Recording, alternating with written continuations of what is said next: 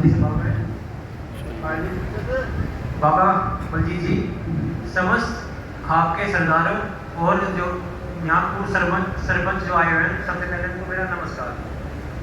आज भी 3 जगह श्रद्धांजलि सभा है, मेरठ, सिंभावली और खरावट।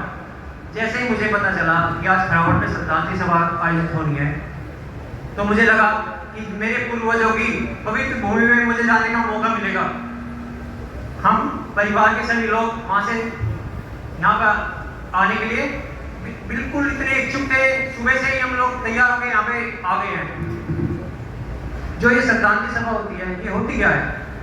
ये श्रद्धांजलि सभा के देह की नहीं होती है, उनके विचारों की, उनके आदर्श की, उनके मूल्यों की, उनके व्यक्तित्व की और समाज में किए गए उनके कार्यों की श्रद्धांजलि सभा है। जैसे कि आपको पता है कि सरकार ने उनको राष्ट्रीय सम्मान नहीं दिया। राष्ट्रीय सम्मान तो आप लोगों ने दिया, इतनी बड़ी सभा यहाँ पे आयोजित की, ये सबसे बड़ा राष्ट्रीय सम्मान है। एक अभिनेत्री जो बात है, हम सब लोगों को ये मुद्दा उठाना चाहिए था, लेकिन फिर भी देखो पूरे देश में 200 से 300 जगह सभाएं आयोजित की जा चुकी, केवल इसलिए कि उन्होंने सरकार को दिखा दिया है कि हम लोग आपके राष्ट्रीय सम्मान के भूखे नहीं हैं, हम अपने नेता को राष्ट्रीय सम्मान ऐसे भी दे सकते हैं। सतपाल मलिक जी ने अपने जीवन काल में बहुत कार्य किए हैं। आप जैसे सबको पता है, उनका स्वर्गवास 5 अगस्त 2025 को हो गया है। 5 अगस्त 2019 को उसी दिन उन्होंने धारा 370 हटाई थी। देखो कैसा कोइंसिडेंस है कि 5 अगस्त को उन्होंने धारा 370 हटाई और 5 ही अगस्त को वो इस दुनिया को छोड़ के चले गए। अब रह गए क्या उनके विचार?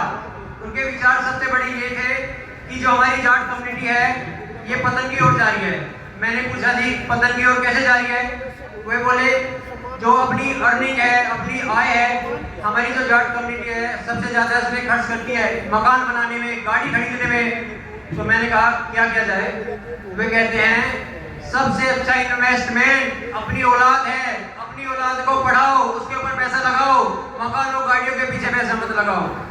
मैं यहाँ जितने भी सम्मानित लोग आए हुए हैं उनसे ये कहना चाहता हूँ, उनके आदर्श यही थे, सबसे पहले अपने परिवार घर को शिक्षित करो, तभी आप लोग आगे बढ़ सकते हो।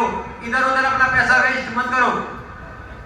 और जो आपको पता ही है कि सरकार में रहते हुए उन्होंने सरकार का इतना ज्यादा विरोध किया।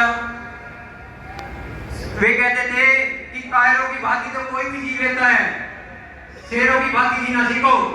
अन्याय को सहना भी अन्याय करने वाले के बराबर होता है। वे कहते थे कि अन्याय को नहीं सहना है।